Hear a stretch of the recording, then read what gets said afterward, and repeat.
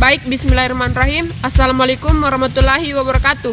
Kami mahasiswi program studi agribisnis Fakultas Pertanian Universitas Muslim Indonesia melakukan kegiatan praktik lapang manajemen agribisnis oleh dosen Ibu Dr. Insinyur Nurliani MS dengan mata kuliah manajemen agribisnis. Selanjutnya saya persilakan kepada teman saya untuk memperkenalkan diri. Perkenalkan, nama saya Astriani dengan nomor stambuk 083 2019 0135.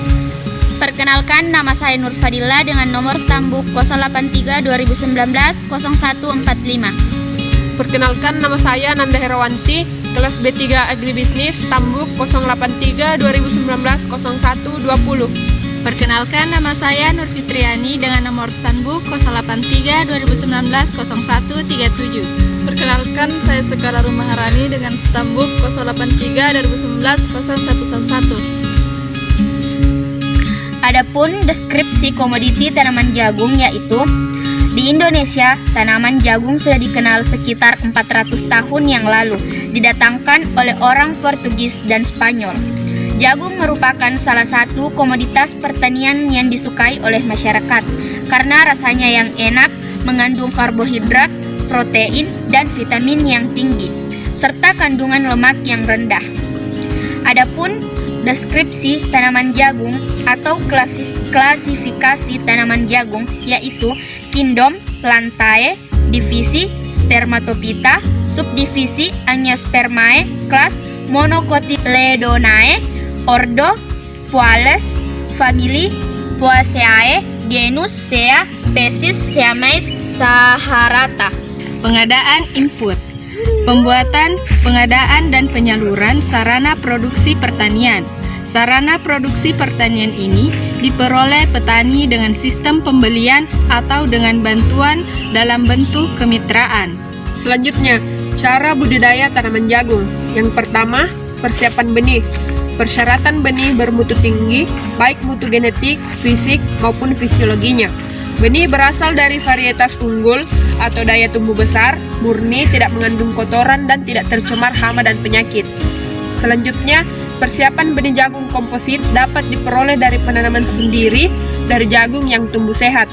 Selanjutnya, dari tanaman terpilih, diambil jagung yang tongkolnya besar, barisan bijinya lurus dan penuh, dan tertutup rapat oleh kelobot, dan tidak terserang oleh hama dan penyakit. Selanjutnya, daya tumbuh benih lebih dari 90%. Benih yang dibutuhkan adalah sebanyak 20-30 kg per hektar. Selanjutnya, tongkol dipetik setelah lewat fase matang, fisiologi dengan ciri biji mengeras dan sebagian besar daun menguning. Pengadaan tanah bekas penanaman padi dilaksanakan setelah membakar jerami-jerami dapat digunakan sebagai penutup tanah setelah jagung ditanam.